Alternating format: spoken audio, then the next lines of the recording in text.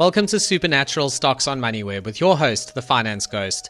This is your weekly fix of equity analysis designed for stock pickers. Whether local or international, you can expect a mix of news and my ideas about what I'm seeing in the markets. With the medium-term budget just around the corner in South Africa, the headlines are going to be full of commentary on the strategic direction being taken by the new government, so prepare yourself. Economists, ratings agencies, and corporate executives will be watching for indications of tax changes, while consumers will hope for signs of relief and money being spent in the right places. The politicians, of course, will do what they do, which means trying to please as many people as possible without losing sight of who the core voter base is. That's how a democracy works. GNU or not, we are still in a phase of incremental growth and improvement at best, not a miraculous overnight recovery, so prepare yourself for that too. A lost decade or more does not fix itself in a few months. However, recent company news is giving us many clues about whether things are actually starting to improve and where the going is a little bit slower than people might like. It's not any different to what common sense tells us actually, as is so often the case in investing, because the classic market approach of the rising tide that lifts all boats isn't actually how things play out in real life. Logically, even if a clothing retailer rallies in a similar way to a construction group on the market, that's not the way it's going to play out in the real world. There is a very big difference in the process behind a new construction contract being approved versus people simply feeling better about themselves and the country and therefore spending a bit more on clothes. This is why some of the share price gains earlier this year have already started washing away, while others have only gained in momentum. When there's a major macroeconomic or geopolitical shift, everything tends to move. It's then really important to consider how those expectations might play out. Let's start with where things are probably going to take a little bit longer. In construction, I'm afraid that patience is going to be needed.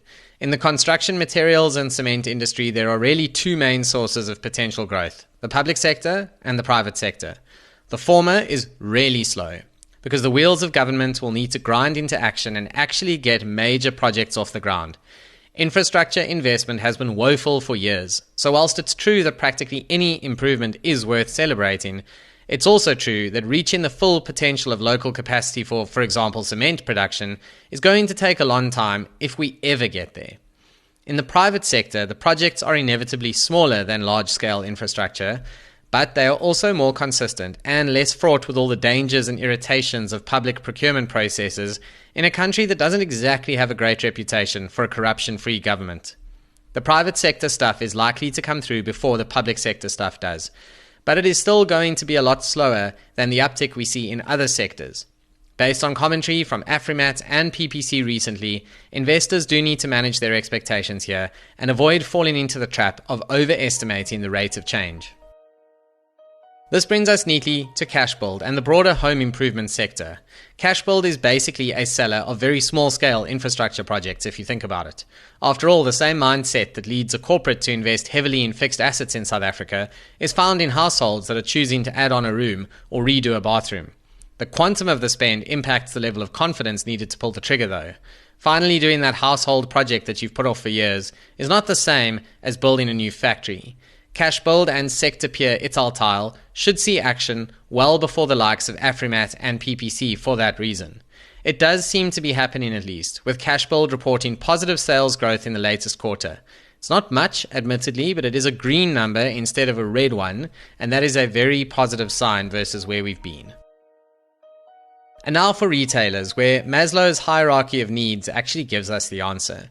You see, retailers make money from consumers, and consumers are out there earning money and living their lives by spending it on the things they need, followed by the things they want. This is why food retailers might get some uptick from better consumer conditions in the form of more snacks and unnecessary items in the pantry cupboard, but the improvement will not be to the same extent experienced by retailers of clothing, for example, which is a far more discretionary purchase than food. Similarly, furniture retailers will get an even better percentage improvement than clothing when things go well.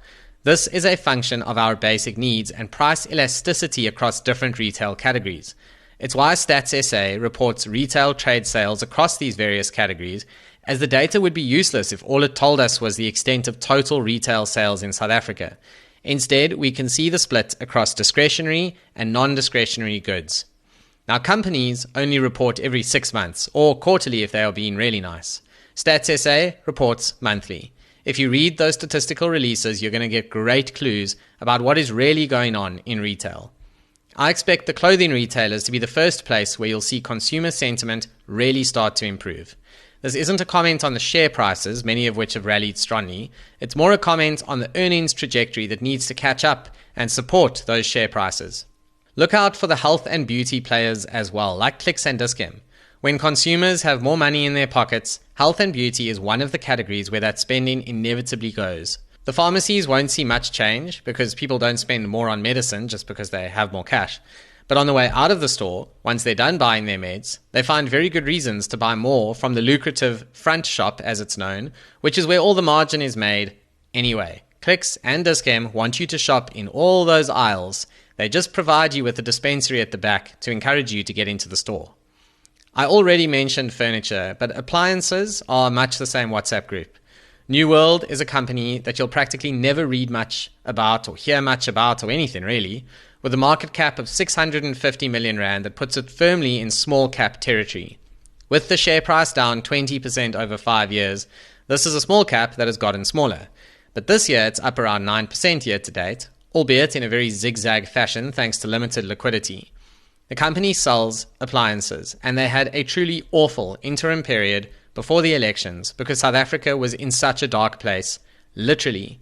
The second half of the year was vastly better, leading to a decent overall outcome for New World's full year results.